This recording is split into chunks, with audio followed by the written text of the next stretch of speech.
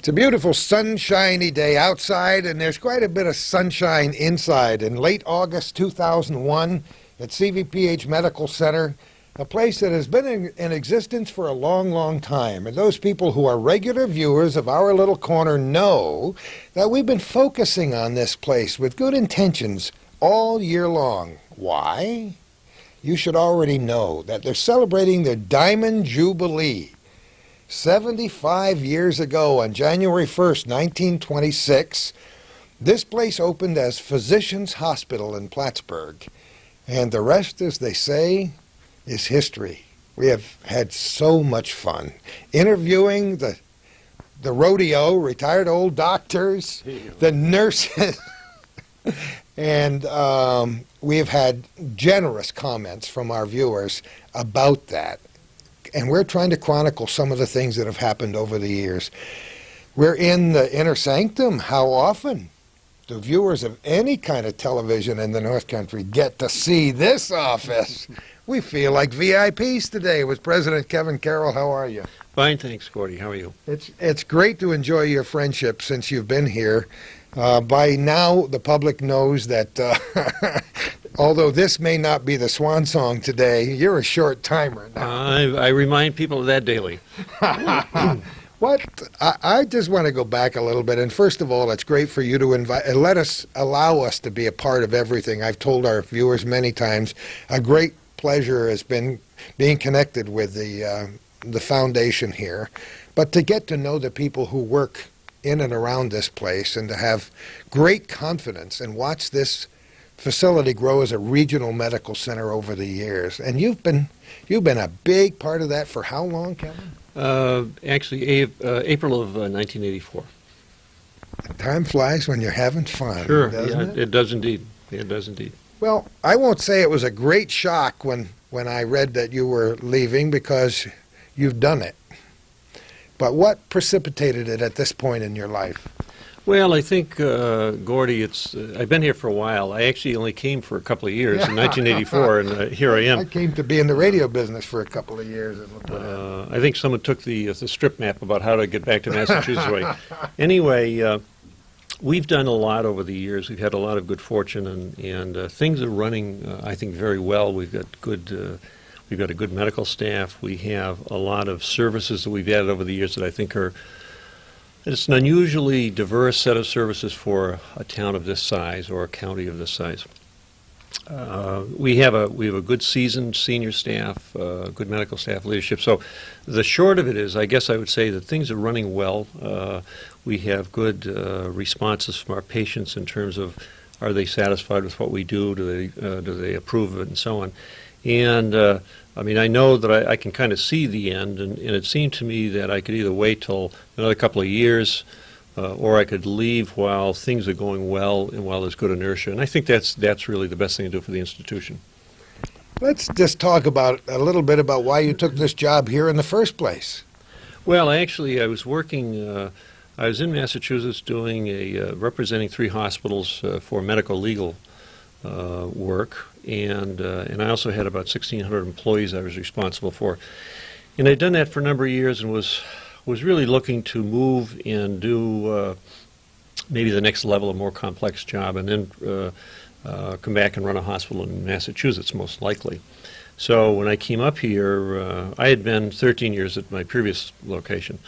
I came up here with the idea that I'd have the chief operating officer job, which is really day-to-day operations, and do that for a couple of years and then go on and run my own place. I think what happened was Dave Hannon, who preceded me, was doing some succession planning, and the only thing is he didn't let me know that.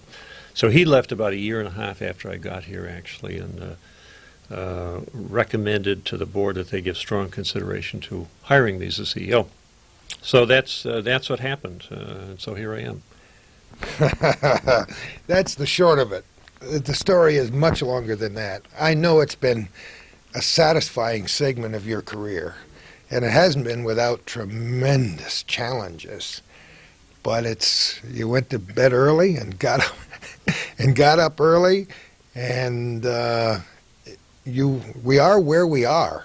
I mean, the general public is more knowledgeable about how this place works thanks to the great publicity we've done by way of public information, but they're also aware of the problems that facilities such as this have had all around the country over the last year or so.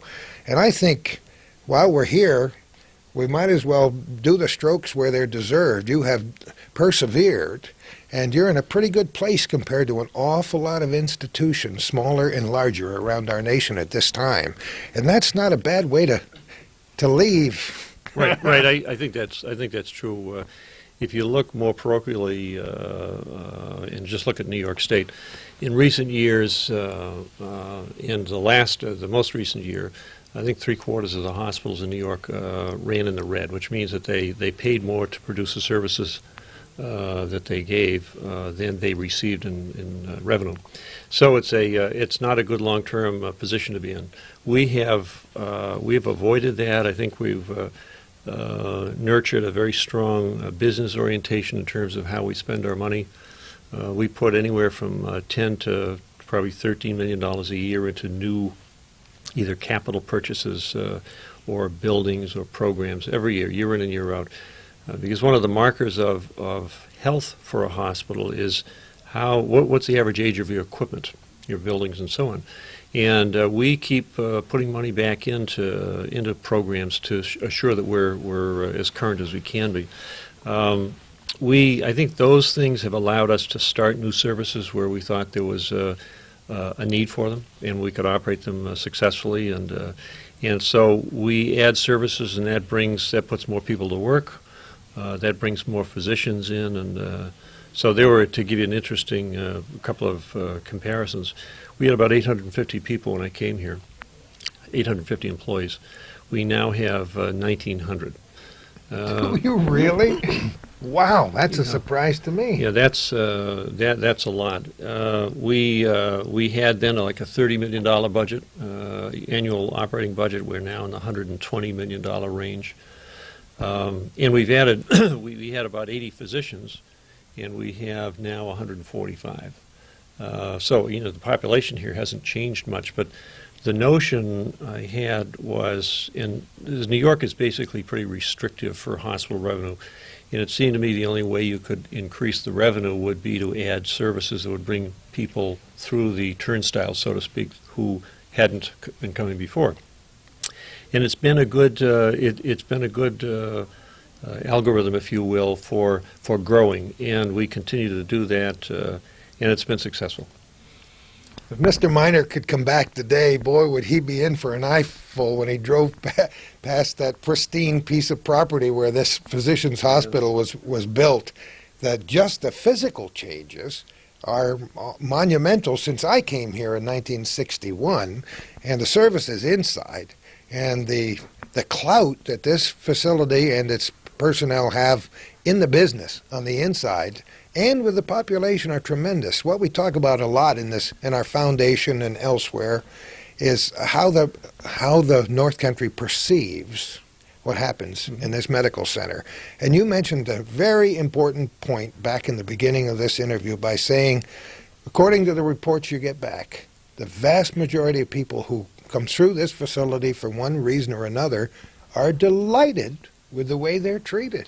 Yeah, I think they are, and I think that one of the things we compare ourselves. We participate in a survey that has at a maximum about 400 hospitals in it, and they're all comparing the same things, and so we do pretty favorably. And I think one of the things that has improved these scores in recent years is we've been working for about 10 years at least on improving employee relations, working together with employees more in a partnership model. And we've tried all kinds of things. Some worked better than others.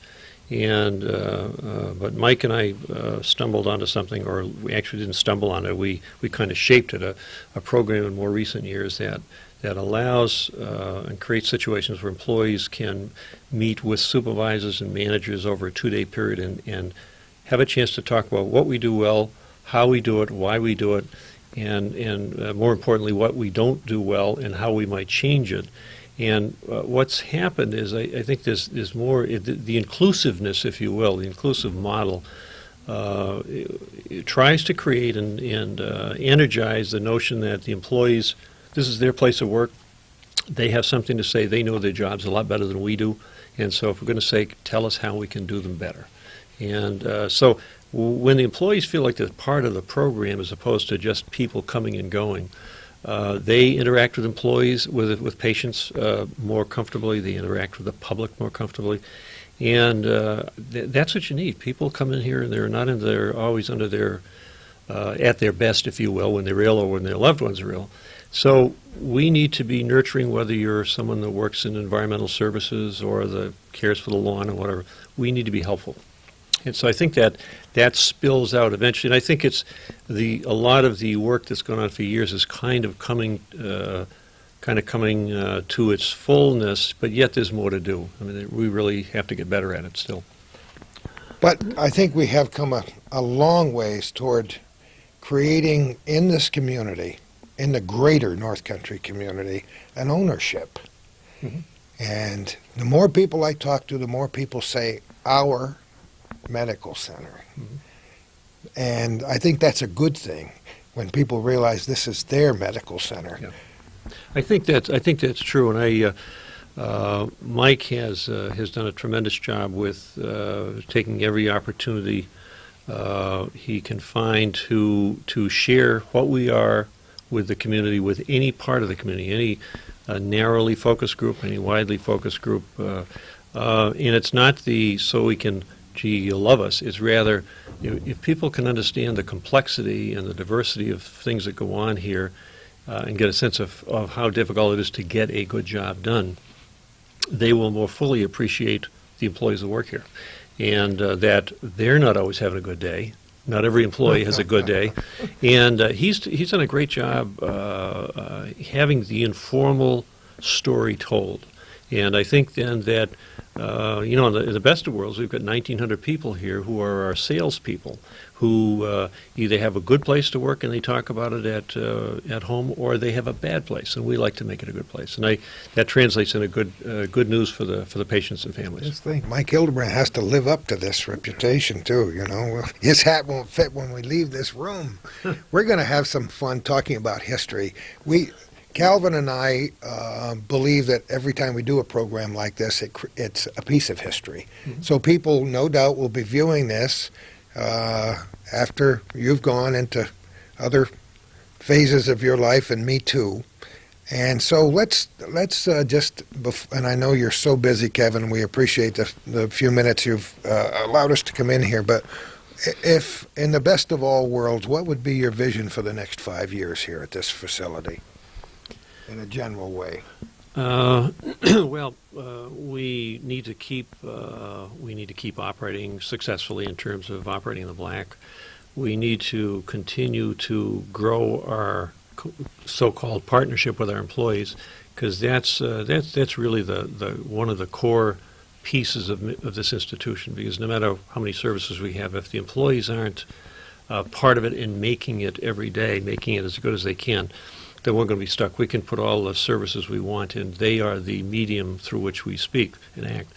But in terms of the medical services, probably more what you're thinking about, we're right at the edge of putting together, expanding our cardiac services to include angioplasty, which is coronary artery angioplasty, which is just the next step beyond what we can do now. We are in diagnostic cardiology. We're not in interventional at this point, and treating. So, pardon me. We're now at the point of developing a relationship with St. Peter's Hospital in Albany to help us get to that next step. We have to work with our cardiologist, and we have to work with St. Peter's. We have to get approval from the state of New York. I've already met with the New York State Health Department folks, and they seem to encourage us. That'll be another premier and defining service for us. We think we have the ability to do that and do it well. And St. Peter's has probably the best outcome data for not only surgery but angioplasty, their cardiac program in the state of New York. So if you're going to go, we may as well go with the winner. I think that that will, for some people, be a little bit of a stretch, thinking, well, gee, you have to go to Albany rather than Burlington. That seems like a long way. St. Peter's will literally clear the decks and make it work when people go down there. And we've had some people go down there, and they're very pleased with the results. The other thing that I think will help us markedly is that we have someone in Montreal, in the Montreal area, doing marketing up there. And I think that given the restriction that's impending on federal revenues coming in, Medicare, Medicaid, and so on, we will be, like everybody else, stuck trying to figure out where are we going to get enough money to run this place and continue to grow and continue to add the latest services. Montreal, to us, has an incredible potential because there are people up there who cannot get what they need out of the healthcare system, and what they need is not necessarily the service, but it's when they want it. And there is a market there which we think is willing to pay out of pocket to do things, and so we will be able to grow, we expect, and deal with these folks and provide them something they need. And it's important to say that the sole purpose for this, I mean, we're nice people and everything, but really we want the money. I hate to say it, we want the money to be able to grow this facility. And we want to provide a good service to them, but our responsibility first and last is our people here.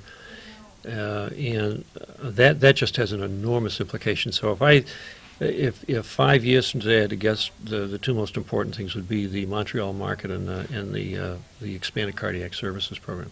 Terrific. And before we finish this phase of our program today, may I put out a personal pitch for young students, male and female, who are thinking about what career they want to go into, to consider the wonderful, personally rewarding profession of nursing.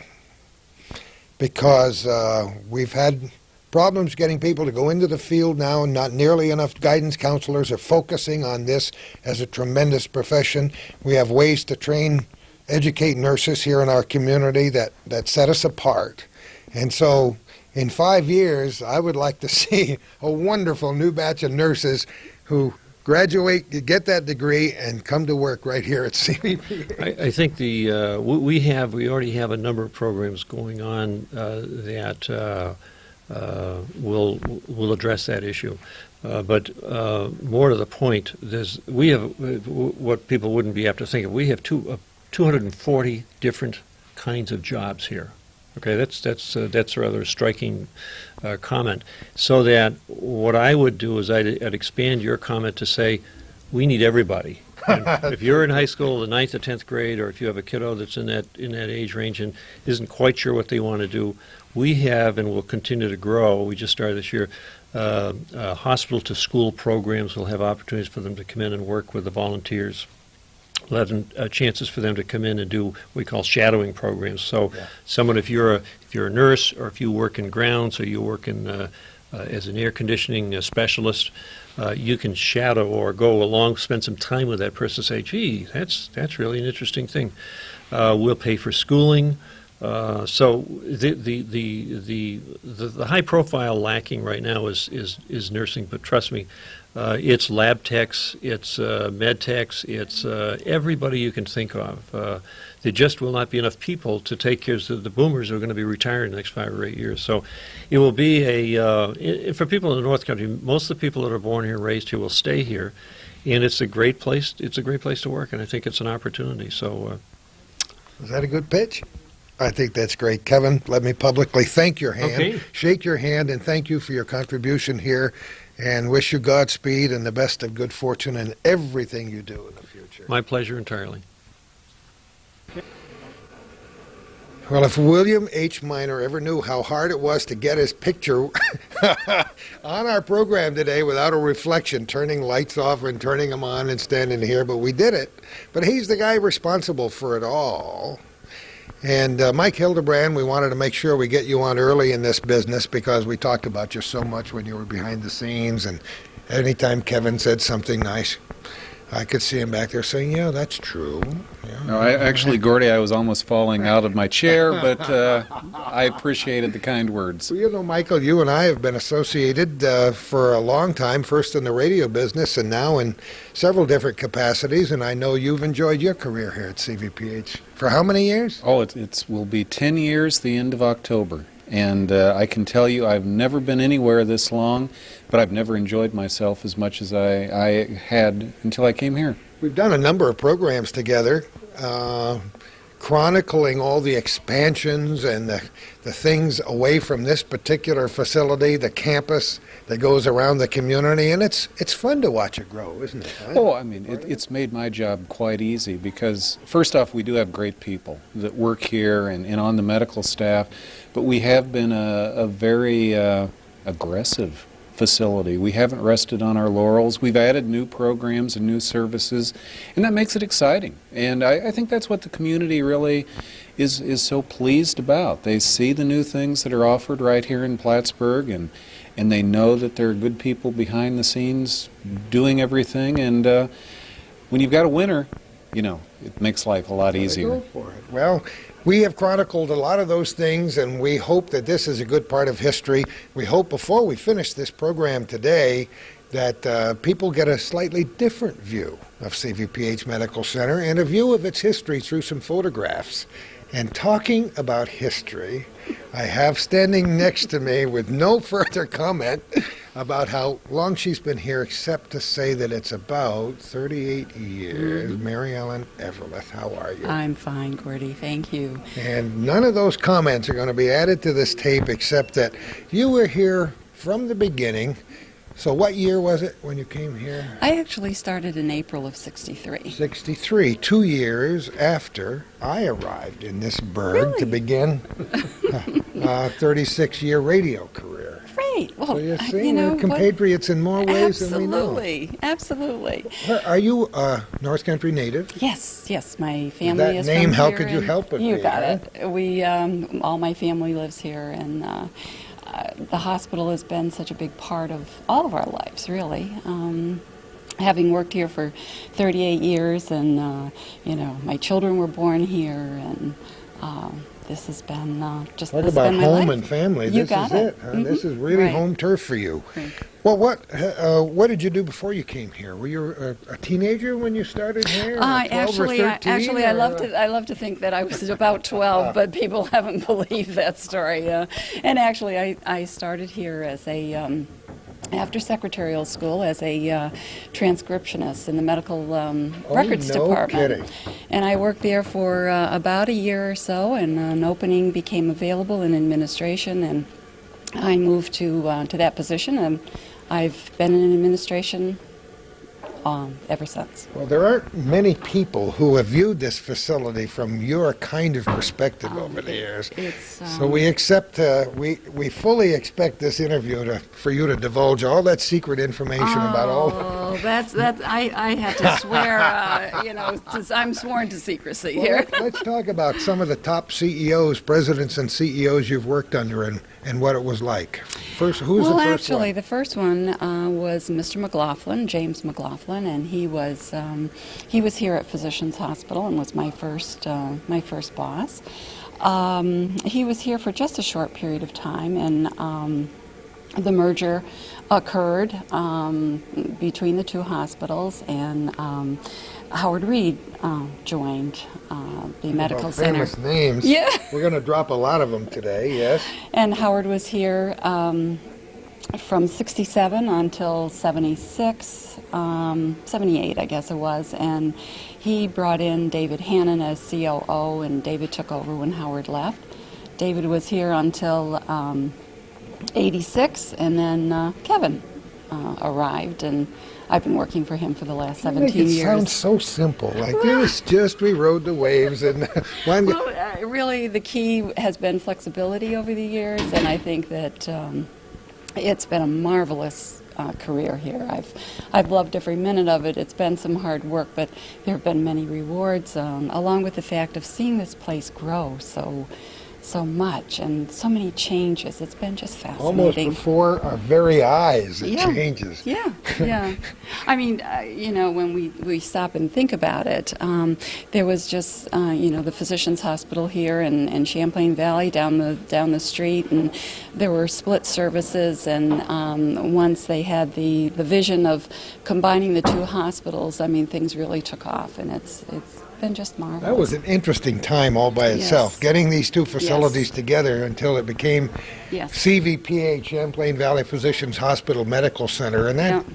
you had to be doing some stepping and fetching during that It was time busy. period. It was a busy time, but such a rewarding time because the people that I was working with and the people I've worked with over the years have been just marvelous. It's been just a great career. So what's in the future for you? Or do we dare to ask? Well, actually, I have 5 beautiful grandchildren, and I plan to bake chocolate chip cookies and meet the school bus often. That's what my plan is. So when is your tenure here finished?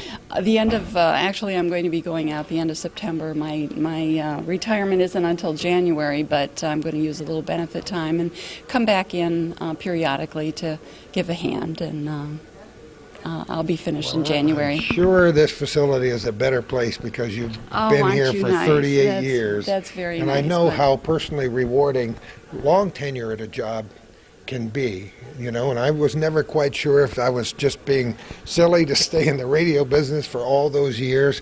But when you find a place that's comfortable, it's hard to buy a new pair of shoes, isn't it? Yeah, well, it's been like a new job every time a new CEO has arrived. That's true. Plus the fact that I've worked very closely with the board and the new chairman every few years, and they've been just marvelous people, and I've enjoyed it just thoroughly. Well, again, as I said to Kevin, thank you so much for your contribution and best of everything in the future. Thank you. It's not like we're parting ways right now because we have a lot to see before we're finished with our little corner today.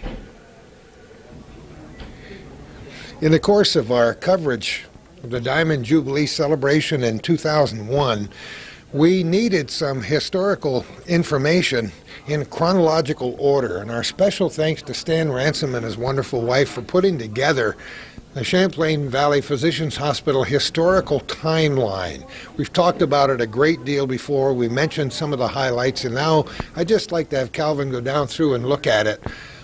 It's nice to see how things came about. What happened in 1922 when the famous Dr. Silver suggested the need for a new hospital? The miners decided to provide the financial support.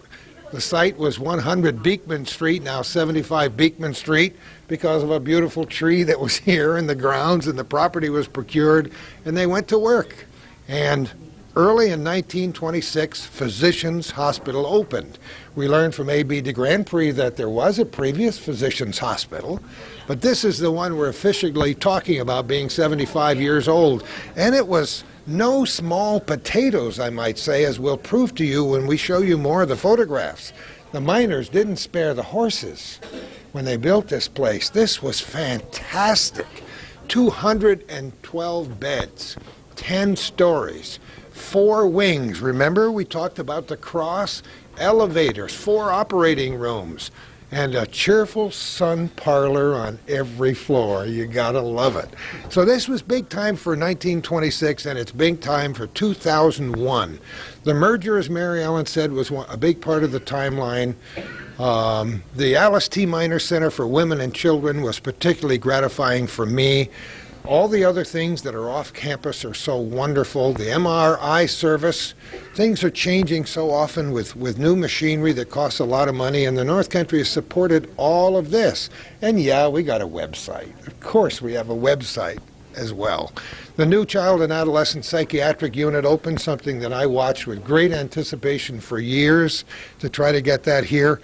Those are all the things that have happened in the history, and hopefully by the time we return on another date, we'll add other things to the end of this particular timeline.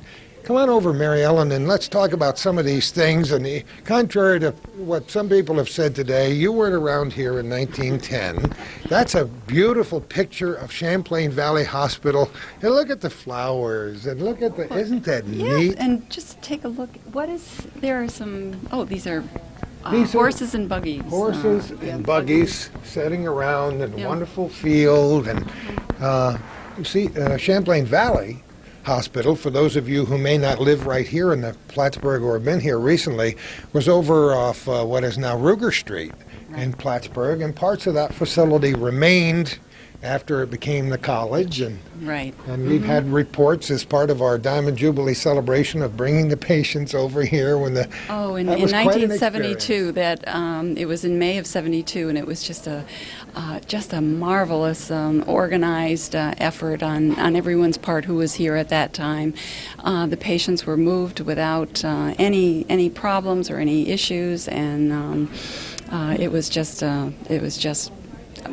terrific. I can imagine what the logistics were just in planning for that day and having it come off. Right. Well, kind of again, there amazing. were a lot of people involved, and it just came off beautifully. And you'd see them coming through the front door. All the patients from CV Hospital, and everybody was just very upbeat and very, very positive about this move. They were happy about it. We've talked about the Gray Nuns, and here's an inside view of a ward at Champlain Valley Hospital, the women's ward, in the 1920s. These are delicious photographs, aren't they? Aren't they? They just, it just tells the story so well. And what a great thing that Chris has done here with her library staff to have retrieved these from the hospital archives and preserve them so well, so that everyone here in the community will have an opportunity to get a flavor of our history Does a here. terrific job. She's a bright lady, Chris Ransom, and of course we love her husband as one of the great icons of the North Country. St. Joseph's Chapel at the Champlain Valley Hospital. It's really quite beautiful. And we have our own little chapel right here, don't we? Isn't that? And we really need to give credit to Don Canning, because Don certainly was so instrumental in raising funds for that beautiful area. Like everything else, there was a little bit of controversy in the process, but now that it's here, people love it. It's just such a restful and beautiful place. Just terrific. All right. Physicians Hospital at William and Court Streets, 1911. This is the original Physicians Hospital facility here in town that A.B. de Grand Prix talked about during our delightful interview with him. Most people before this year were not familiar with the fact that there was a Physicians Hospital before this Right, one. right. Pretty neat. Now let's move over here. There's a different view of it. Really neat facility. And next, a bill from 1920. Can you believe that the board and room and care was $4, and this is dated May 29, 1920? Unbelievable. I was able, isn't For it 2 wonderful? days. I'm sorry, this is for 2 days, not just for one. Well, we found some weekly stays, somebody who stayed 6 days and somebody who stayed 3 or 4 days, and different people have let me borrow or given me copies of bills in the process, and I've written newspaper columns about them because, yes, times have changed a little bit. Just a little. So one of those years, I think the weekly charge was $26 and a couple of dollars for lab fees. Oh, yes, we have come a long ways. While we stop here for a minute and you talked about an original stock certificate that you had? Well, yes, actually, among the old papers that I've been going through, we found this old stock certificate that would have been dated prior to 1926. In 26, the corporation went to a membership corporation, and prior to that time, it was a stock corporation. And That's great piece of history. Isn't it? And I meant to mention that as part of our program today when we talked earlier with Kevin about who owns the medical center, how we try to make people in the community feel a piece of the ownership. This is the community's hospital. it is. This is for the community, and they are owners of this facility. That's great. And to have the people who live and work out there feel that way, it's very nice when they come in and say, yeah, this is our facility. Well, right. At the time of the merger, the Miner Foundation out of Chicago really designated that this was going to the community. This physician's hospital would be the community's hospital. That's great. Yeah. Take a look here at the groundbreaking. I don't know if Calvin had already shot it. The groundbreaking in 1923. What a difference. And I'm not sure that this is a faded photograph, but we're fortunate to have one circa 1925 of the people who were working to build this facility. It's hard to pick out the faces with my old eyes, but boy, that is really kind of neat, isn't it? And the next photograph is a bit later in the same year, and you can get the feeling of the cross. The way things have changed so much now, people don't realize that this is what the original building looked like. Right. Kind of neat, huh? Oh, marvelous. I mean, I can remember coming in here as a little girl into this front entranceway, and there was this huge mahogany staircase that you would come remember up. it You very remember well. that, Yep. and the big foyer on the second floor where the switchboard was located, and just a magnificent area.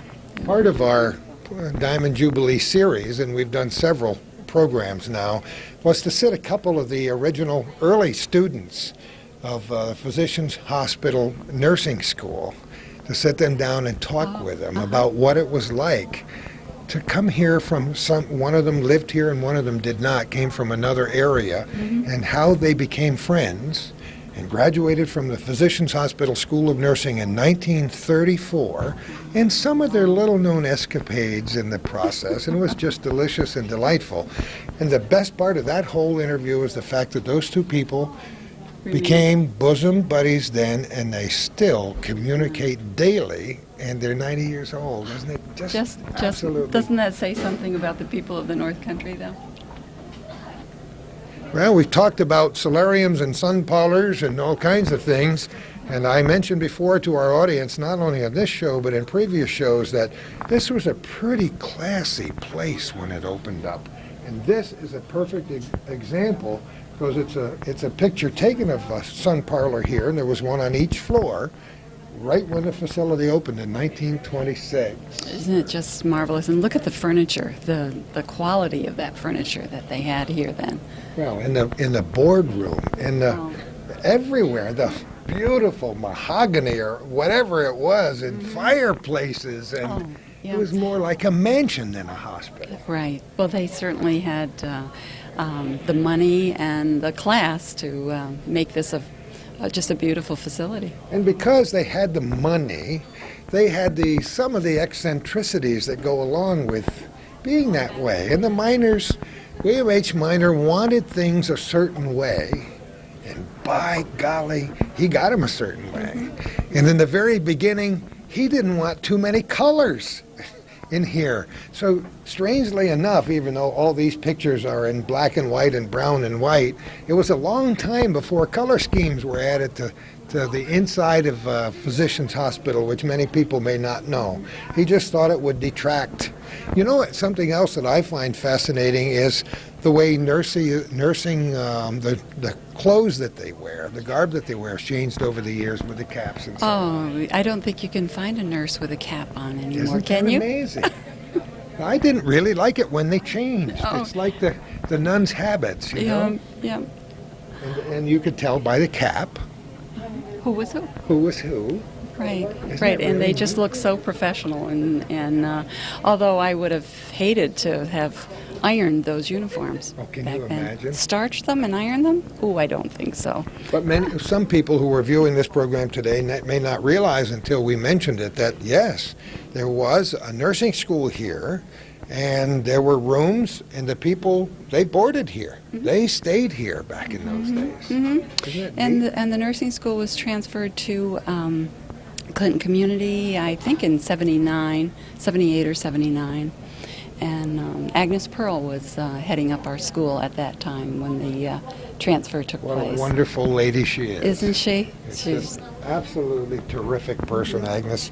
And there are other names which we're going to leave out, not because we intend to, but people whom we forget to mention.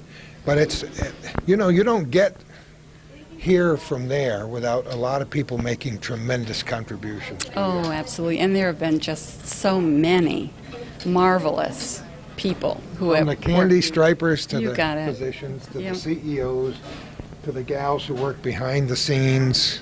It's just terrific. It is. It is. And, our housekeepers, our facilities fellows, all of those every day make such a contribution to keep this place going and have done so over the years. It's, again, this is a marvelous institution. Just think what it must be like for the maintenance crew. Calvin and I were mentioning that before we did this program. Imagine what it takes to keep this place spick and span on a daily basis. I mean, just think of your own home, trying Yeah. to keep your own home clean, and how much effort has to go into this place. And they do it so well. Absolutely. All right, Dr. Silver, standing orders, February 14th. Oh, Valentine's Day, 1925. I never noticed that here before. Fracture cases, dislocations, etc. Having pain may have aspirin and soda. How about that? Isn't that beautiful? And how much soda bicarb you can get and how much aspirin for children and adults? And morphia? Not to be ordered until the aspirin has been tried and no results. I love it. Isn't that terrific?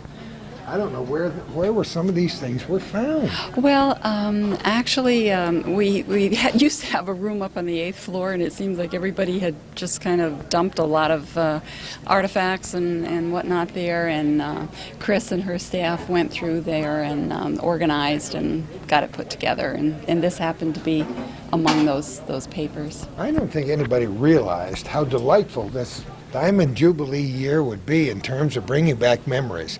For Calvin and I, it just thrills us to check into the history of things. And we've been around here, he all of his life and me for most of my adult life. And we've learned so much every time we come Well, back yeah, over here. but what happens is we take things so much for granted. We do.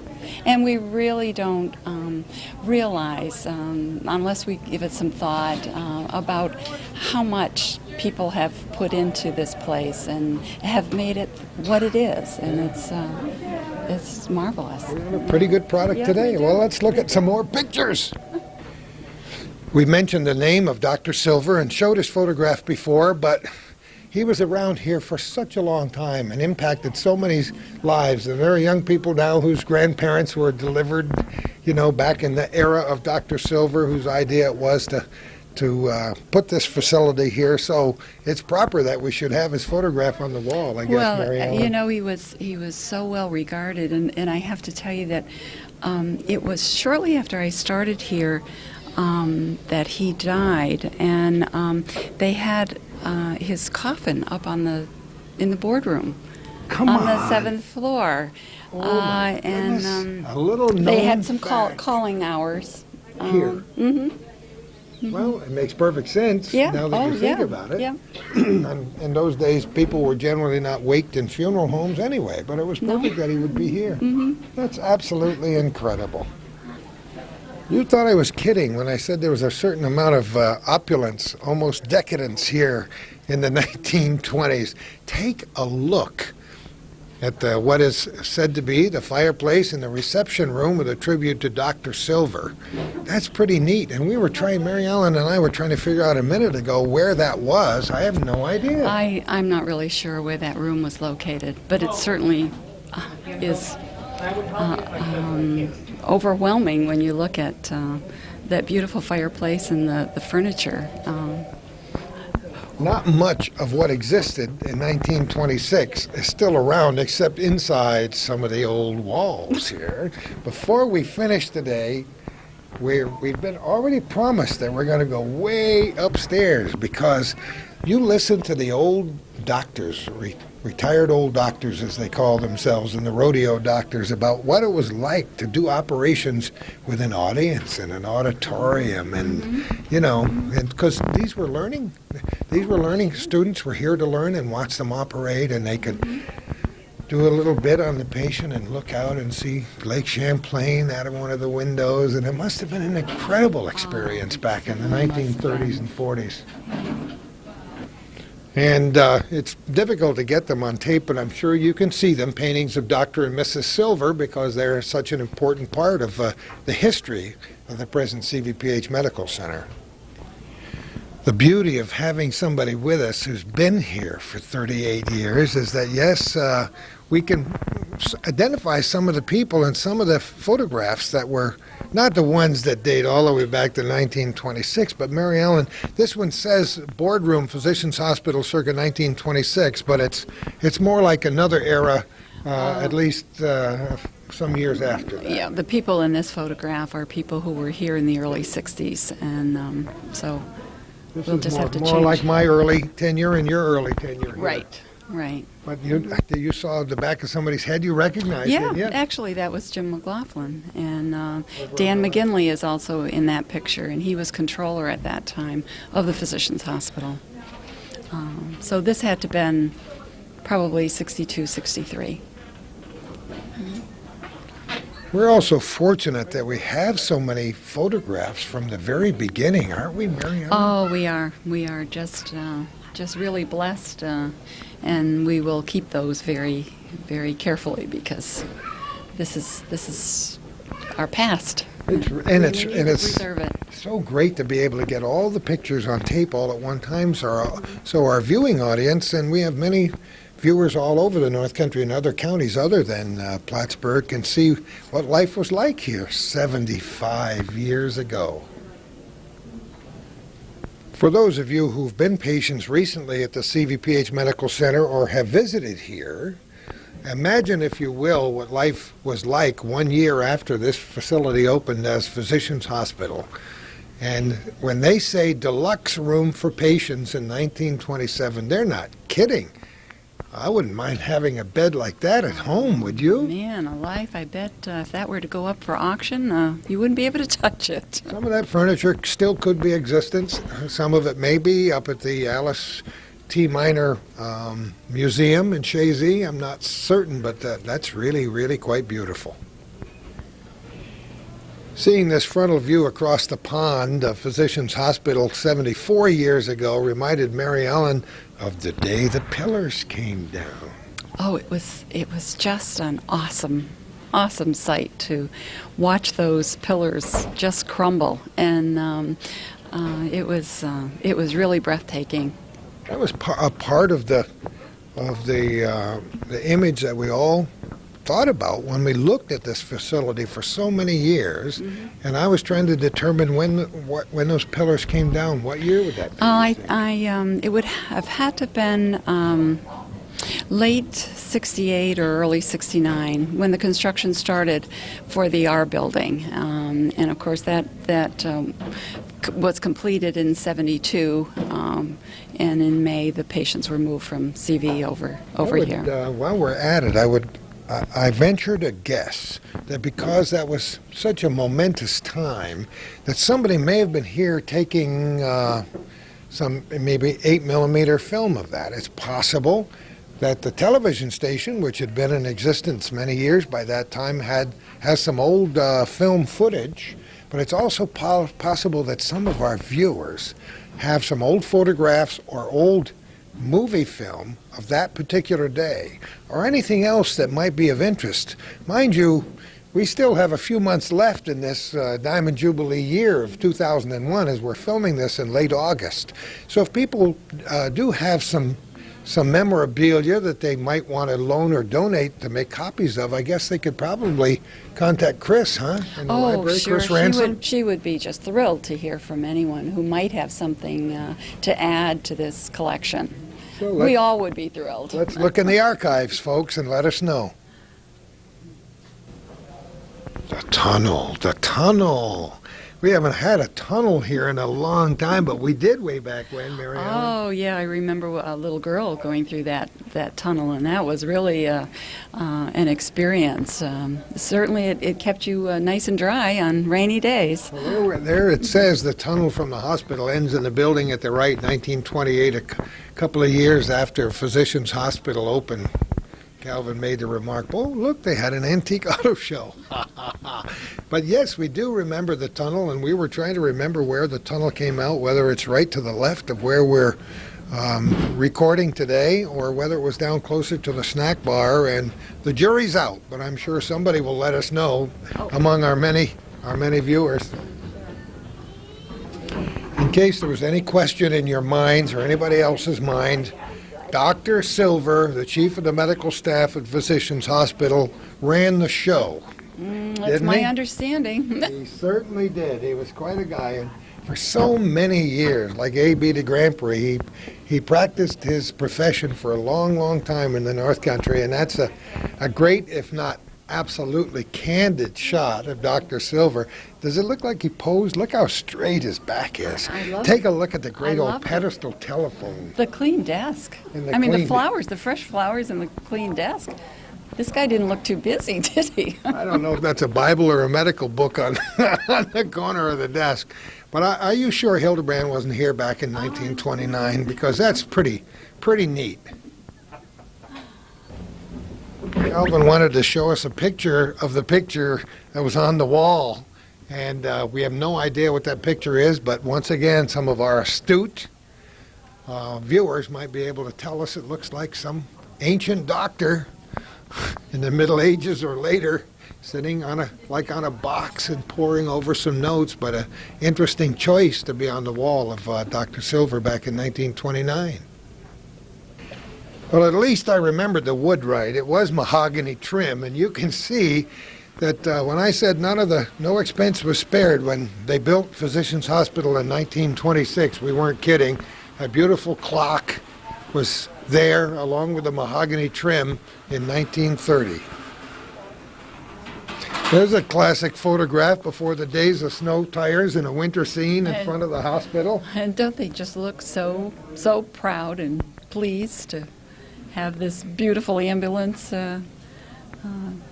readily available? You know, part of the great interview we did with a couple of the nurses who graduated from the school here were talking about the ambulances they had back in the 1930s, and that was even before the 1940s when this particular was taken. But they said the hospital always had an ambulance. Pretty neat, huh? Yeah, I didn't realize that, but. 1953 aerial? Yeah, look at that. 1953, some daring pilot came down close enough to get a picture, but it does give us a nice perspective with the nurses' residence there, doesn't it? Yes. Well, I think there's an office building. Very interesting picture here of Dr. Silver and Mr. Whitehall by the tree stump, and that commemorates the dedication of the nurses' residence in 1954. Right. And Mary Ellen pointed out, forever the sharp lady that she is, that stump is gone and there's a building there, and we've brought the plaque inside. Huh? Right, it's located in the lobby people come of in. the hospital, yeah. That's kind of neat. For old people like me, 1960s doesn't seem that long ago, but then you look at the scheme of things and it's 41 years. But that's what it looked like 41 years ago, huh? Oh, and how it's changed today. How much it's changed is right. How the whole area has changed if you want to look around in the communities. It was so neat to view that old movie footage we had from the 1920s and seeing the cars go by and the old trucks go by out front. It's really, really great.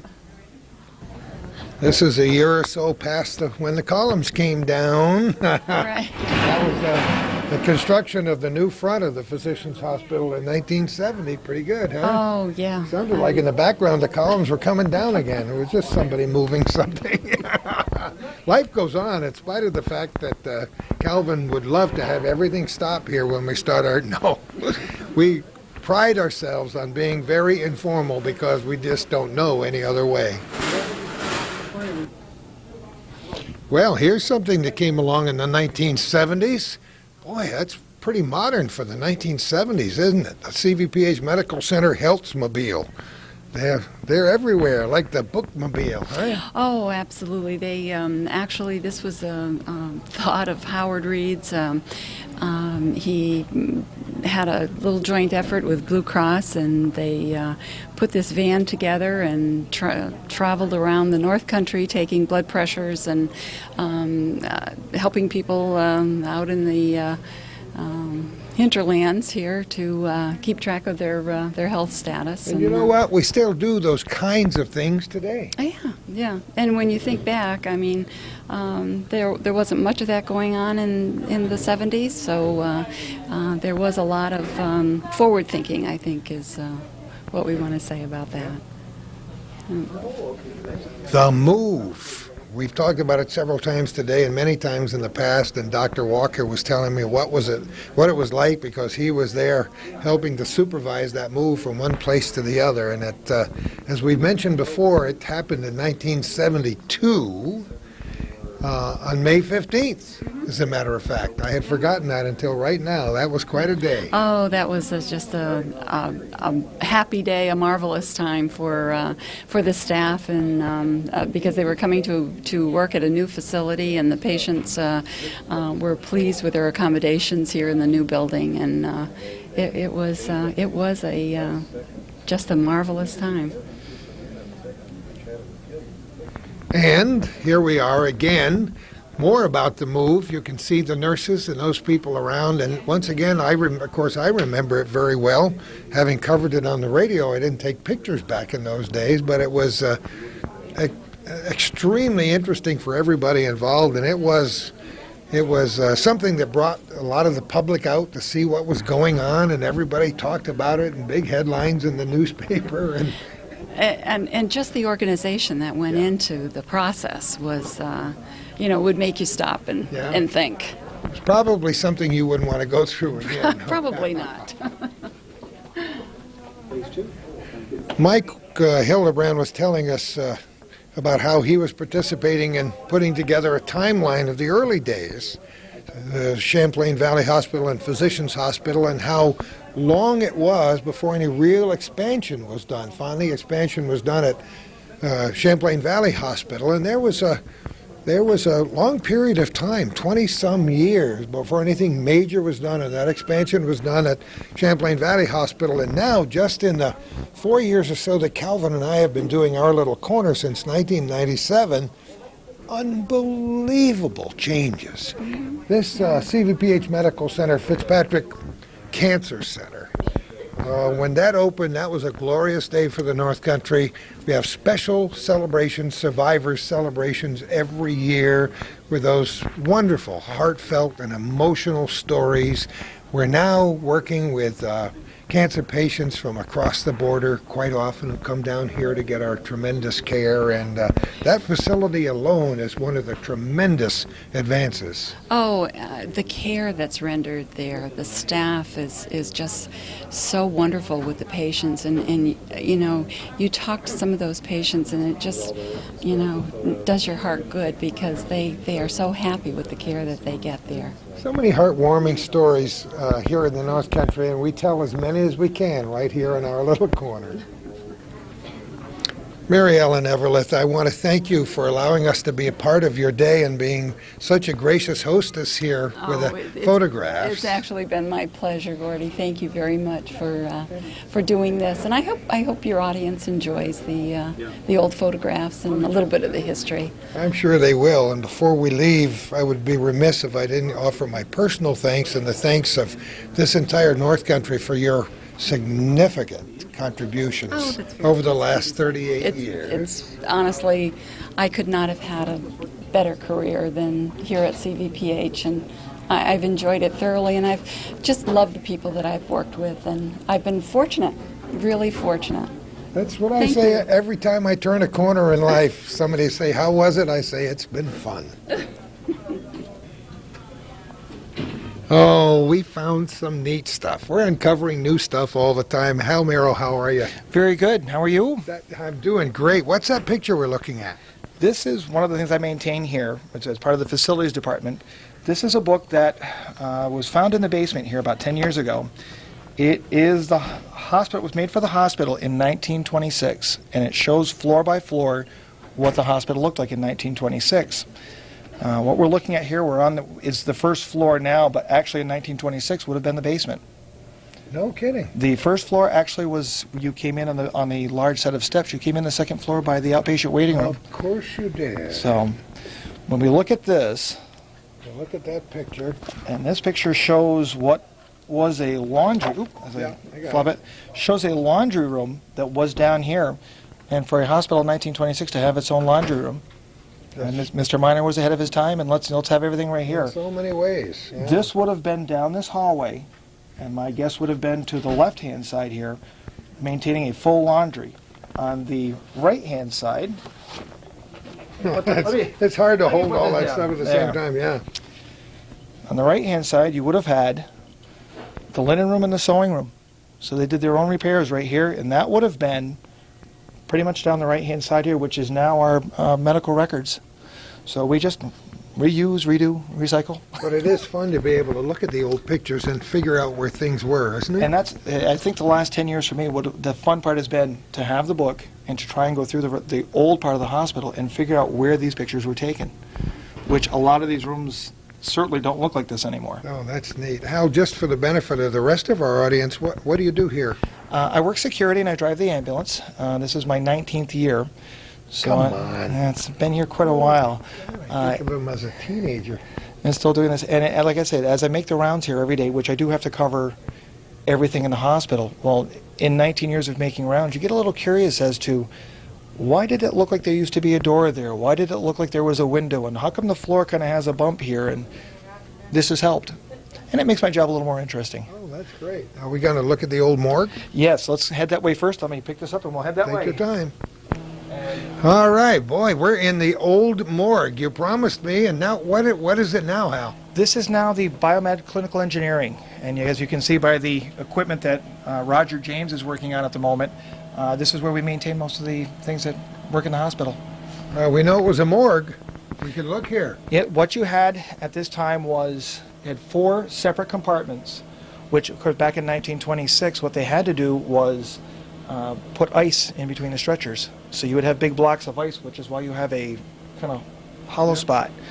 Stretchers probably will not roll out, but stretchers still roll out. Isn't that amazing? And had enough room for 4. So, The amazing part to me is that they left them here. and we just walled them up. So, Isn't that incredible? this, when I first started here in the early 80s, this was where we stored the records, which are now off-site. But this is where we stored all our medical records in the file rooms, and of course we had one girl that would work in here that never wanted to be left alone in here. I can imagine why. I'm just in the process of finding out about the ghost history of this medical center, and maybe she's the one I'll want to talk to. I know that she never worked late, I can tell you that much. And these originally had metal doors on them, and the gentleman that's working here now, Roger James, found it more useful. We put the wooden doors on them, and he's actually trying to convert them into some storage for himself because he's quickly running out of room here. Makes perfect sense to me. Let's move on. Well, hey, we're in the kitchen. I always like to be in the kitchen. Well, that's what the kitchen looked like in what year? This was 1926? 1926. And in fact, probably in the 50s, this was converted as we did the additions outward. The kitchen moved to the other side of the hallway here, and then eventually in the new addition moved to the front. What you're looking at now here is purchasing. This is where our storages come in every day, and the hundreds and thousands of deliveries that come in here, this is where they are cataloged until we need them. Well, you look at a brick wall here, and you saw that in the picture, right? this- on the right-hand side of the picture. Is here where the foods were prepared, were actually cooked on the other side of this wall, somewhere just above the ceiling here. You can see the vent that would have come through. Yep. In fact, if I can push this, it's still there. Is it really? And the interesting thing was the cook lived on ground. The cooks had to live on site. So behind you here, where you see Behind the stairway, Calvin, we see the stairway in the picture, and now We see the stairway in reality. And that is where the cook would have lived 24 hours a day, just in case someone at 2 o'clock in the morning decided that, hey, I want a ham sandwich. So he was on site. Actually, if you want to take a quick walk up the stairs, there were 2 different residents here for a master cook and the general cook. So I guess that would be. I love this. A stairway to nowhere. This kind of ends. What was this for? This would have been the master cooks. He would Okay. have had the upper apartment. This actually ends up, if I'm correct, somewhere up about the facilities office, upstairs on the 2nd floor. This would have been his quarters. Back here would have been the assistant cooks, general cooks. I think there was living space for 3. And it's still pretty much, the walls are still intact. We haven't done much remodeling here. You know, it's really neat to be able to get into the bowels of this building and see some of the actual original construction. And that's what's very, very nice. It gives us a tremendous perspective on where we've been and perhaps even where we're going. Look at this great stuff where they just knocked things out and added beams. Actually, the ceilings were 10 foot at that time. So you had 10-foot ceilings. Except back here, it would have been all cement. In the front, Mr. Miner had the nice either red mahogany or oak that lined the ceilings, which gave it some decor. Back here would have been just plain. Yeah. In the back here, you would have had your storage bins, your potato bin, your whatever they were storing. These were the 2 bins. As far as I know, it's the only 2 walls we've ever knocked out. That pretty much is how it would have appeared, but this one has been redone a bit. On the right side. So that would have been your storage bins. That's great. Okay, we've just come down those stairs and we're now going into the root cellar here. Gordy has jumped ahead of us. I'm going to get to the root of it here. Man, once again, it's fascinating to see some old things that really haven't changed much since 1926.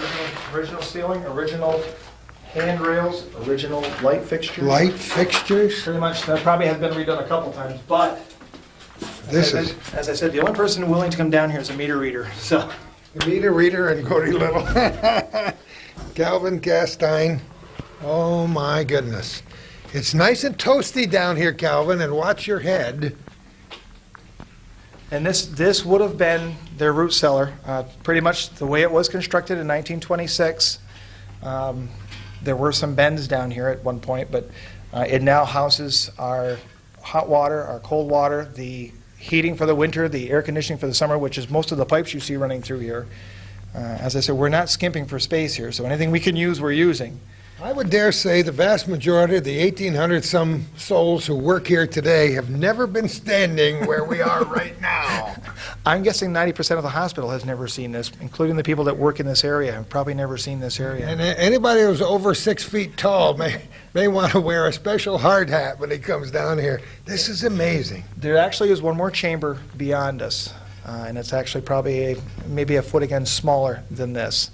And I'm guessing the only people that would have come down here at that point were the cooks, and this was for whatever things they were trying to keep fresh for the week or whatever. So It's probably nice and cool down here, a standard 56 or 7 degrees at all times underground. That's pretty neat. which is about 30 degrees cooler than what it is now. Yeah, it's toasty here. This is great. Let's move on. You're looking at a picture of the North Solarium on the 7th floor of what's now CVPH Medical Center.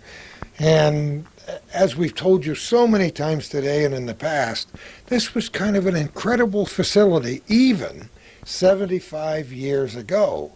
And it's so much fun to go fast forward all those pictures into 2001 in late August and to look into the nooks and crannies and what did my mother call them? Cubby holes. And we have come to a cubby hole on the 7th floor, having looked at that grandiose view of that solarium. We come to a door and some steps, and what we didn't even know was another door until we saw the doorknob and Hal put a key in it and turned it. Take us where we're going. I want to see if Calvin can stay on his 2 feet walking through this little tiny space as we go out onto the roof. And fortunately, the weather is quite nice today with sunshine. I'll follow you because you know where the beams are. It was pretty well real solid, but Oh, it is, huh? what?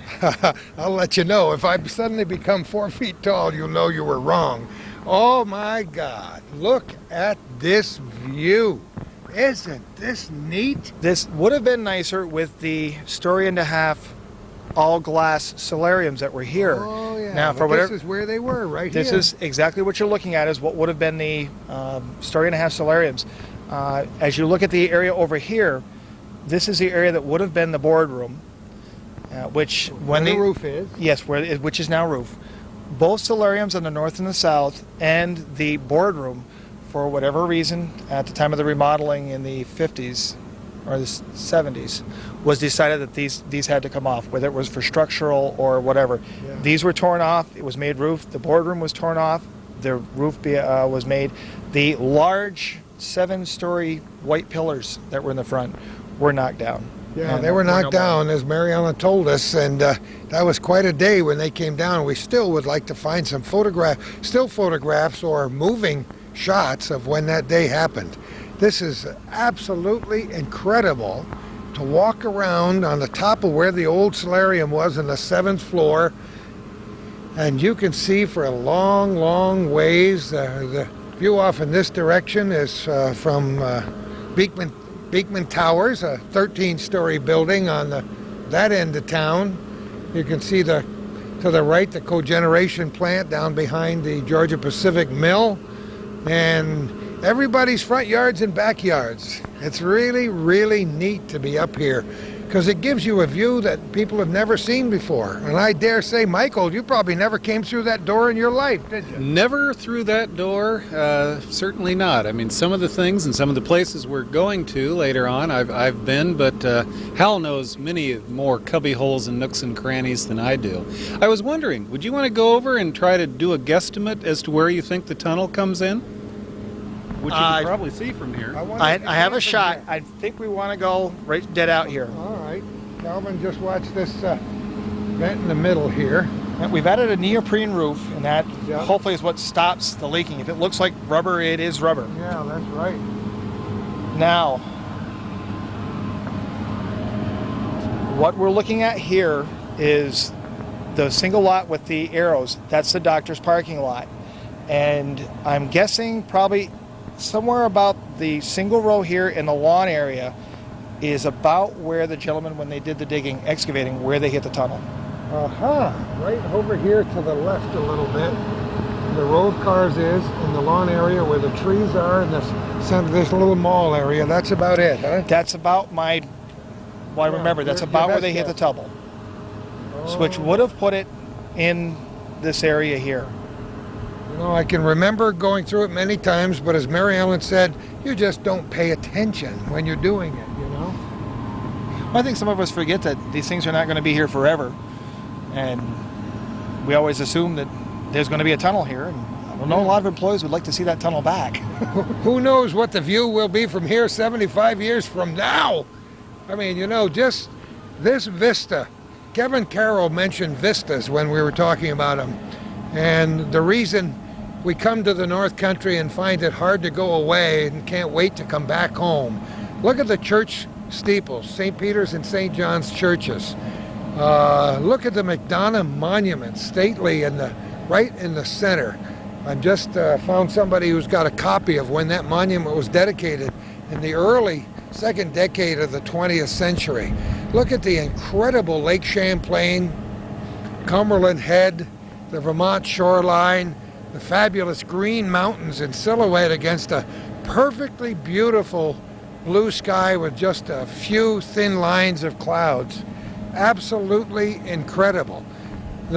There's always been a pond here since the very beginning, and you saw some of the shots across the pond, but this has been expanded down through the years, and it's a pretty neat place for patients and their families, Michael.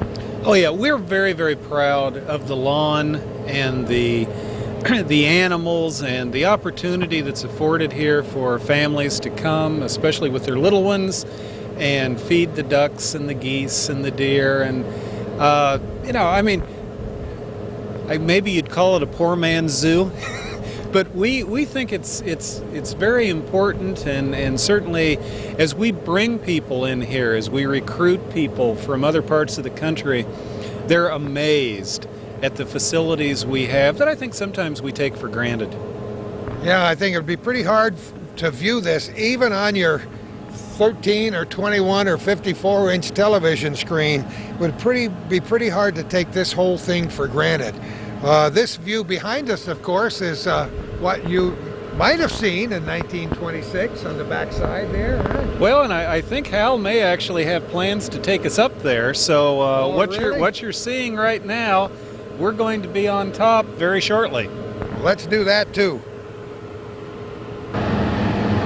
Now you look in that picture and you can see the boardroom. You can see where the solarium was to the right-hand side, and just kind of make believe it's here today, because we're standing right there where it would have been. What a beautiful shot of then and now, from 1926 to August 2001. Just as we shut the camera down, you pointed out something that I hadn't even seen, and that is the roof line. You can still see the roof line for the solarium, which was, I say, a story and a half, on the cement, in the cement where it kind of changes color. So it's even that remains. Isn't that neat? And we're on another side of the building. What are we looking at? You're looking at the very back of the north side of the building, and what you're looking at now at the very far side here, the brand new ER construction, and then to the front of that is the MRI construction that we did, which in 1926 you wouldn't have seen that. What you would have seen is a lot of empty lawn and farm field. And some of those old photographs that show a far-off view show that there wasn't much around here at that time. Yeah, pretty much what we have behind us here is Prospect, and of course as we go over here we have Boynton, whatever. Those were not here. All you had was farm field and pasture and a lot of green space.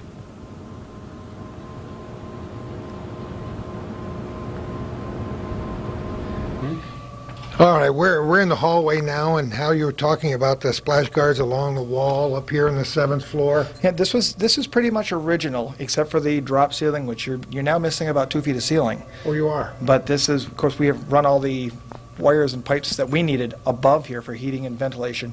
They didn't do that in 26, so you're missing about 2 feet. But you have the original hallway. There's been no doors added here. This is pretty much the way it would have been. The original 2 elevators that were here. That's you said that you had a feeling, you've always been told this might have been Mr. Miner's elevator. One was Mr. Miner's elevator, one was the employee's elevator, or the doctor's, because we're on the 7th floor. This is where you would have been to come to view an OR, Yeah. because the amphitheaters are here.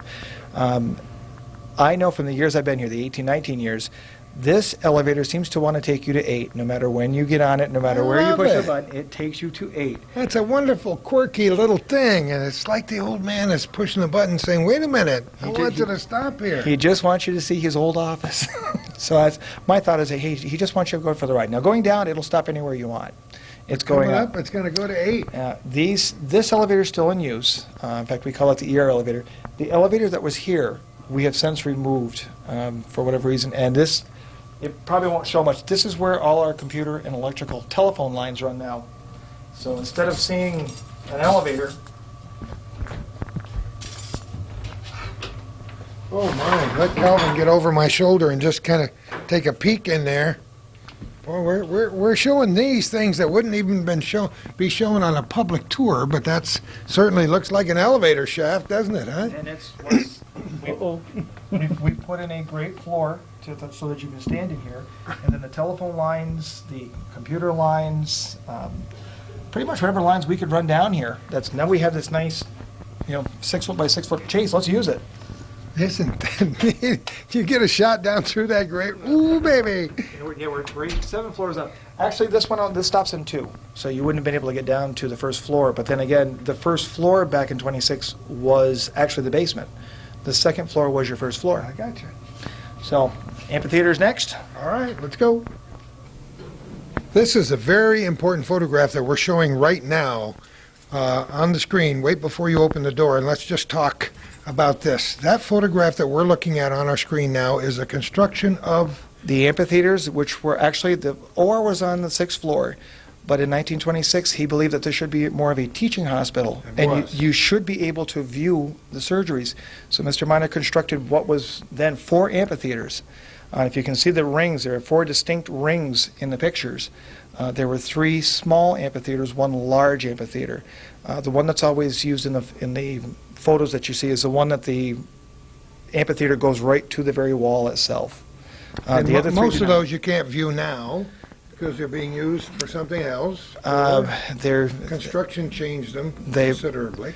there's no floor in them, so you can actually. Well, that makes perfect sense to me. Down below us is a skilled nursing. So when you look down below, you'll see a drop ceiling. That is a skilled nursing facility, and what still remains are the poured seats. Oh, no. So it's kidding. half and half. The light trees are still here. Inside each light housing was 2 sets of lights, which I've seen at some point. There was. Well, let's look at this photograph next, because I want to capture this on the screen to get people an idea of what the old doctors discussed a long time ago.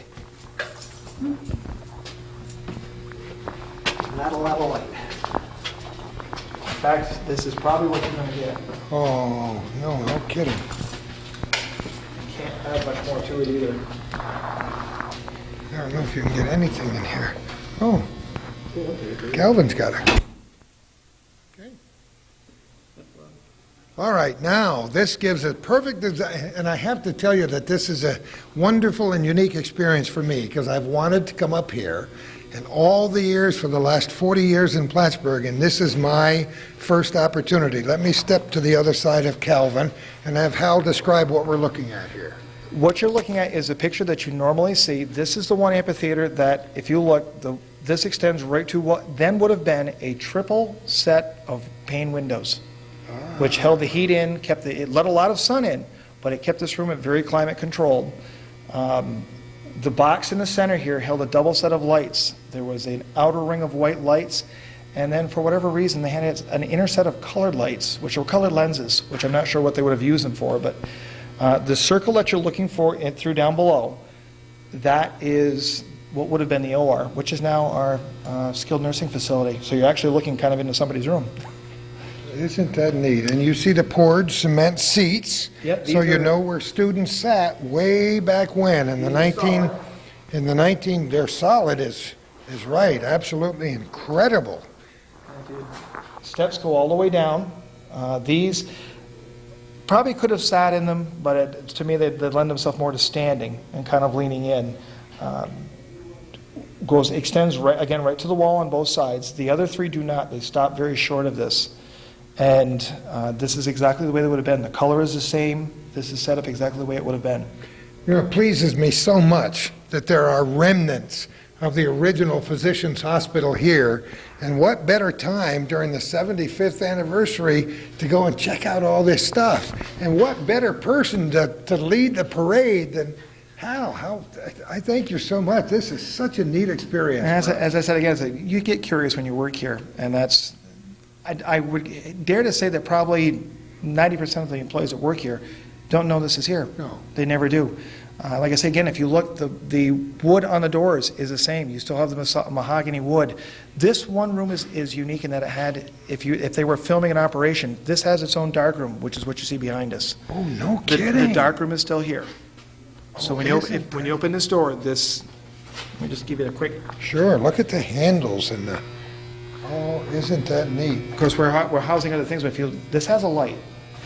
Oh, let's see if we can, okay.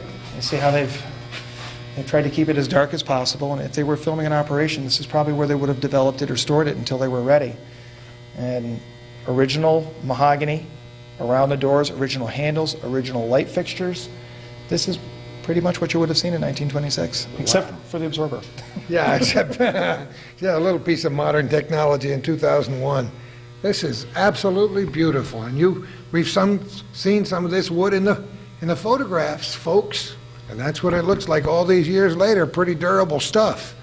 I think they wanted it to be around for a while. It was made to last, and actually before, to bring these rooms up to code, we've replaced the outer doors with a thicker metal door.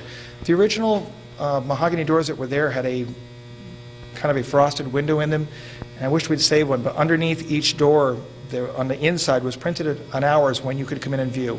And they were still the original printing that you could come in between 10 and 12 and 2 and 4, and it was in a frame on the door. I love it. We're just talking behind the scenes while Calvin was getting a static shot of the OR that we just viewed at, and we realized that, you know, if you had surgery here 30 years ago, you possibly had surgery right in that amphitheater, right? Yeah, 30 to 40 years ago. Yeah, 30 to 40 years ago or more. In the photograph, as you're looking to your upper left, you can see the bars around where we were just standing a very short time ago, far above that, looking down at the top tier, and you can see all those big windows that Hal talked about before, the operating table, what it was like down below, and now you know what it was like if you watched the old doctors talking about being able to glance over their shoulder and seeing that panoramic view outside the hospital. If you don't say, even this shot is done at night, it's still allowed for some light through. Even moonlight would have lit this room better than it was. Imagine the housekeepers that had to clean these windows. And it's very unique that, yeah, I can imagine. It's very unique that you should mention that they had color filters, because not knowing exactly why, I'm thinking that when they do computer generations during operations, and even when we take shots of outer space and planets, sometimes we change the colors for perspective, so you get a better contrast. And maybe that's what it was all Could about. very well have been. I know that when we did one of the rooms, we had to remove one of the boxes, and when the inner lights came out, they were a series of red and blue lenses. So maybe it helps better for filming, better for viewing things, but that's those inner boxes. We shouldn't even mention those things, because you know that at least 10 or 15 people watching this are going to know what they're They all will about. know what those were for. And they'll say, Gordy, come on, give us a break. In any case, this is absolutely a terrific tour. Next, how about we go see where the School of Nursing was? Okay. We're up on the roof again, about 10 feet higher than we were before. And the reason we came out onto the roof again through this tiny door behind us is because you believe this is where... Mr. Miners would have had his office. He would have had a little satellite office here to work from. Would have been off the 8 West. We just came through off what I believe was his elevator, which is why I always likes to take you up here. This would have been where he would have maintained some kind of little satellite office to maintain what was going on here.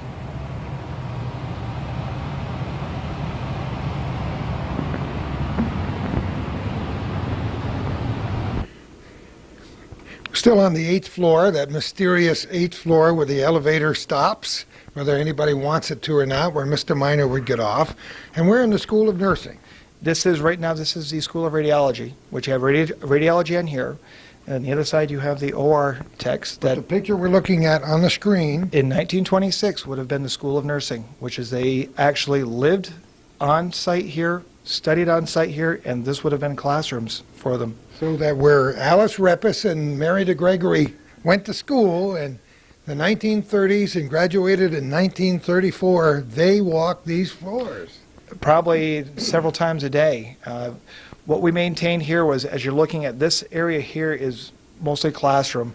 As you go through the back part here, and then up to 8 and 9 would have been their residence. That a lot of the pictures that you see where they lived on site, there was a dorm room for either 1 or 2 students.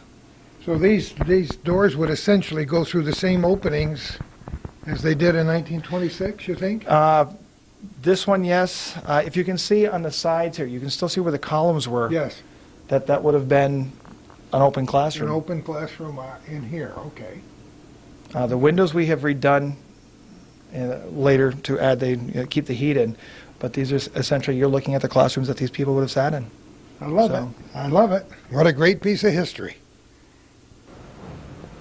Then we climbed almost like a ladder of stairs, metal stairs to get up into the 9th floor to the actual rooms where those student nurses lived in 1926 and for quite a few years after that, once this facility was built. And Hal told us that there were, how many rooms on each floor? There were 6 rooms on each floor, would have housed a minimum of 1, 2, possibly depending on the room. So room for 24 students between the 2 floors, 12 on each floor. pretty much the original doors. We've painted over them a few times. This is one of the rooms that we're looking at. Every room has been assigned to a department, and what they're doing is the things that they don't have room on the floor, they end up in one of these rooms. This room is unique in that this is the original plumbing. All right, let me just step in so Calvin can get a look at that original plumbing. Isn't that neat? Look at the old faucets. There's a setup, as said Mr. Meyer, that had to have the best of everything and things that would probably still work today, and that probably will function. Isn't that amazing? So it made it to last. The interior of these rooms essentially hasn't changed. They're just used for different purposes down through the years, so our viewers can get an idea of the size of the rooms outside the bathroom. And you can imagine in here 1 or 2 beds. You probably would have had a bed by the window, maybe a bed against the corner here, a desk here where they would have worked at, or maybe a small table over here, a bureau where they would have stored things. There's a closet behind us, a small closet, and 2 girls would have probably spent maybe a year or 2 in here learning to be a nurse, and would have either really liked each other or really hated each other, one or the other. Well, I talked about Mary DeGregory and Alice Reppus, who met only because they came to school here on the first day in the early 1930s and have been the closest of friends ever since. And this would have actually encouraged that. You would have had to like the person you were living with, and this would do it. That's pretty good. For those of you who are voyeurs and like to sneak in places and look in basements and cubby holes in rooms, boy, oh boy, oh boy. Hal said when we walked in, when folks speak about visiting the penthouse at CVPH Medical Center, this is it, folks. It may not be glorious today, but this is the top of the world. It has little alcoves and cubby holes here. Who knows what they were used for way back when? Probably back then they were storing whatever they needed for roofing tile, for extra material. You're looking at the original planking. What was here was an air shaft. I wish I had the key for this, but behind us here in this door, which was the actual size of the door, was one of the original wooden stairways, fire escapes, that now drops down 10 flights, and there's a little landing on each one. And I'm not sure I'd even want to look down there, let alone go down there, but if you did it, I would follow you just for fun. Who knows? There is a way to open that, and you can look down there. The only person I've ever actually seen do this is our resident plumber, Bill Smith, and I've seen him use it, and he says it's just as safe as the day it was built. I'm taking his word for it. Yeah, sure. He probably weighs about 135 pounds soaking wet. That's pretty close. But you can get a look at these windows. We've seen old photographs of these windows. Goodness knows where that glass came from in 1926 when the place was built, but we've seen those in many of the old photographs. This is a design that was unique to this building. He wanted this to have a castle-like appearance. We're kind of in the turret, if you want to think of that. We're in the turret. That's why it has these odd shapes. The original heating registers are in the side here. This is pretty much the way it looked, except for the addition of what you're looking at now is all our telemetry for the radios that we use here. Yeah, Calvin is getting a view of the old radiators there for the hot water heat from way back when, and I'm sure they're original.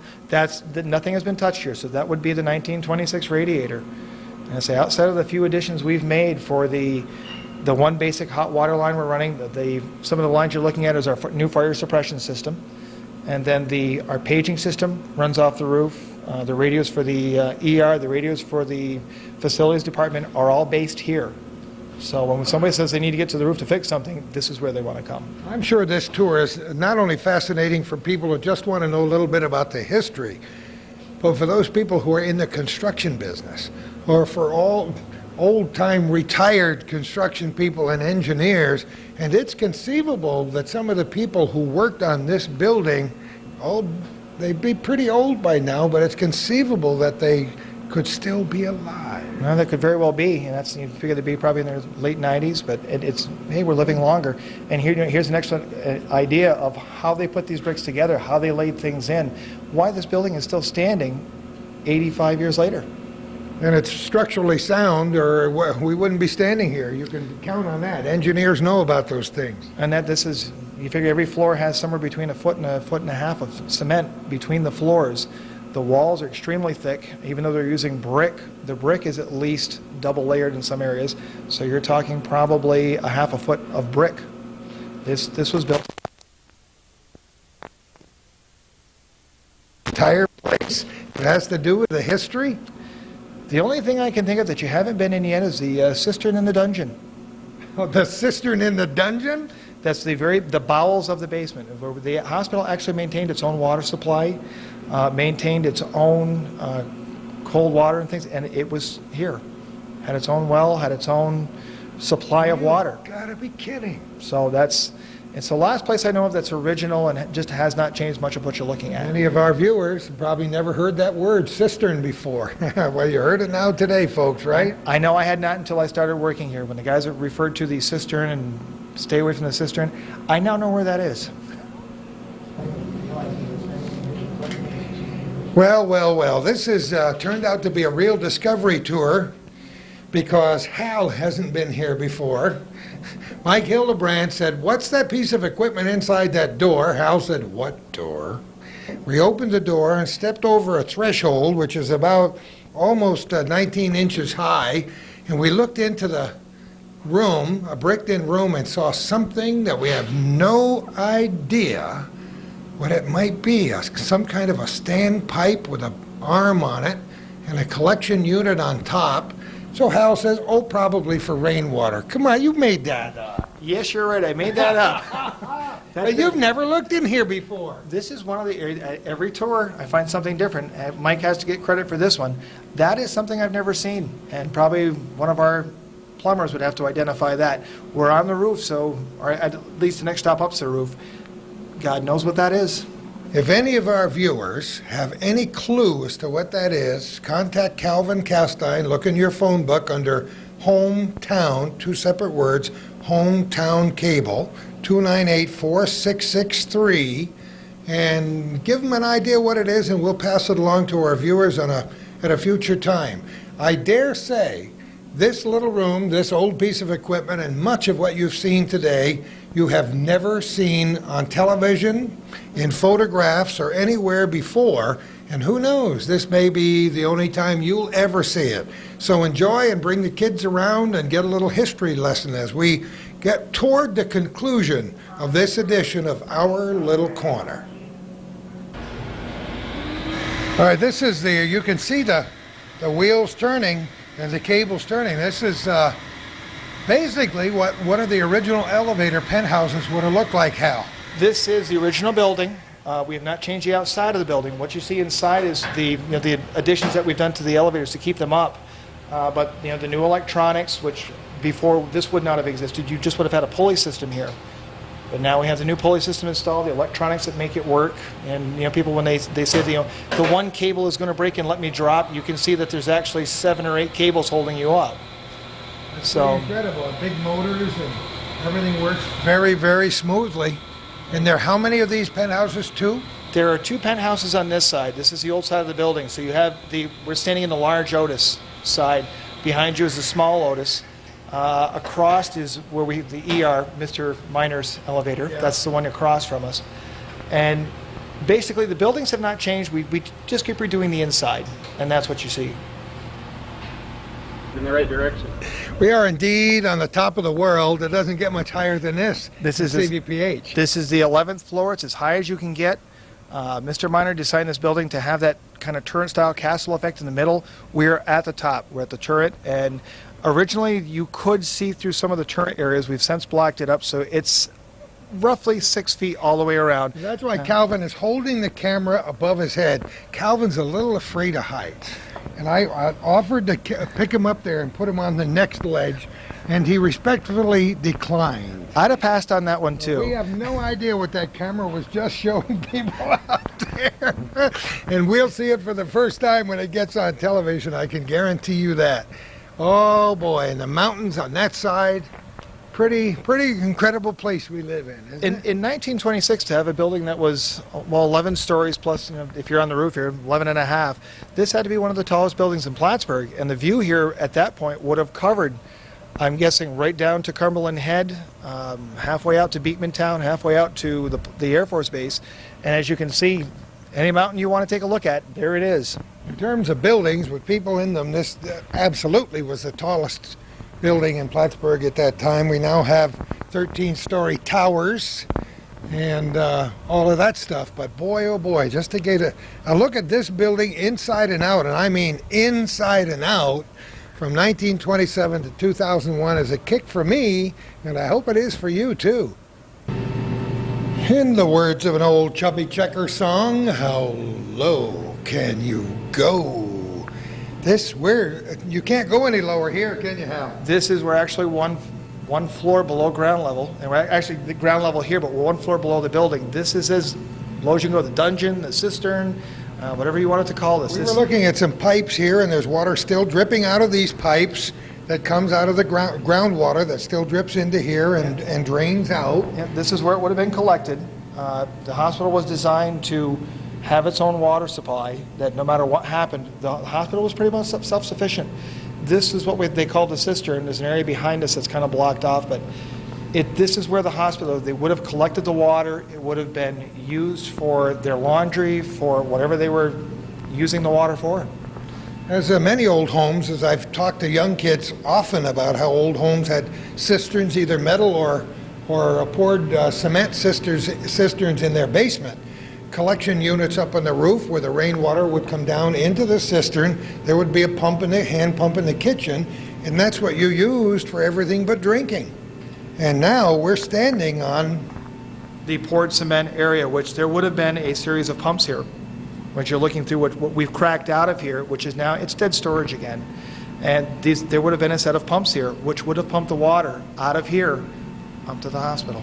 Unbelievable. And over behind where Michael is standing is where the actual cisterns were located. Yes, it's actual. Again, if I had the key to that door, I'd probably be Mr. Carroll. There would be another one, yeah. Yes, would be the larger of the two. And it's interesting because as we walk through these hallways, upstairs and downstairs, there's always the remnants of things that were right now, but these were, or some of them were connected and in use back in those days.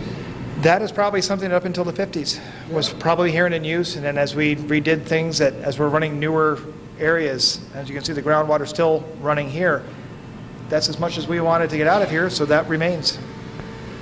I'll tell you what we're going to do. We're going to say goodbye to both of you gentlemen now, and Calvin and I are going to go out front on our way to the parking lot and wrap it up with just an out front view of CVPH Medical Center as it is today. I want to shake your hand, Hal. Thank you for your interest. You're one of the best guides we've ever had anywhere. This was a masterful job. You've learned a lot about what you do, and you're a valuable resource. I thank you so much. I thank you. This was fun, and as I was telling you earlier, that most of what I've got here came from the employees that worked here. It's the older employees that, when I'd have a question, they would answer. And unfortunately, I'm now becoming one of the older employees, and I don't have any resources Hard left. for me to believe. And you got lots of resources left. Don't worry about that. Hal Miro, after 19 years, you've collected that information. We wish, as part of this Diamond Jubilee series at CVPH, we could have interviewed all those old employees. And I want to thank all those people who got all these lists of names for us. We had ambitious ideas when we started talking about doing the Diamond Jubilees, but you know what? You get 2 people like the nurses, you get 7 or 8 people like the old doctors, and you start the tape, and you're going to work through lunch. You're going to go into the next century. I think we did. And we did very well with almost a 2-hour program. Mike Hildebrand, thank you so much for being a good friend over the years, for joining us today, for carrying the extra books. It was a heavy book, Gordy. And for showing us things that even Hal didn't know existed. I pulled that one out of something or That was other. beautiful. That was beautiful. It's really been a good experience, and we hope that this picture that we're making today, this videotape, will be a piece of CVPH history so that other generations can look back and see what we did in 2001. Won't it be fun? Oh, absolutely. And I was talking to Calvin a couple of days ago. What we'd really like to do is invite you back in the fall, and we've looked at all this historical stuff and, sort of laughed and said, my gosh, what is it? Now, we've done some tremendous things as far as adding technology here in 2001 with a new MRI that will be installed sometime near the end of October, 2 new CAT scans, an all-new echocardiographic system. Very high-tech. that I think your viewers would like to see, but think from the standpoint of what people would say 75 years from now about what we're calling as cutting edge in 2001. It's startling. And we'll plan it right now. Great. What a day, what a life. I could almost sing the song. I told you we're going to wrap it up on the front lawn. Well, actually, I'm on the tarmac and Calvin's almost on the lawn. This is what CVPH Medical Center looks like today. Look over to your right and you can see the remnants of 1926. The old pillars aren't there anymore, but the old spirit is still here. Couldn't you feel it? Huh? On that elevator that always stops on the 8th floor. Think about that for a golden moment. Think about what you viewed today and tell your friends about it. And if you have information that you'd like to supply, or if you know about when the pillars came down and had some movies of it, please contact us. We're going to step out to keep from becoming a statistic to end our program here today.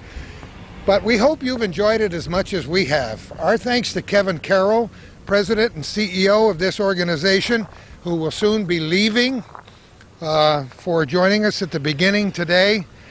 Our thanks to Mary Ellen Everlith, who's been here for 38 years, and her tenure will also end. Our thanks to Hal Miro, who took us on this tremendous tour, to Mike Hildebrand, who is in charge of public information at this great facility, for allowing us to come in here and be a part of the CVPH Medical Center family. And happy 75th birthday to Physicians Hospital. It all started right in these beautiful acres in 1926. And who knows where we're going to be next time for our little corner.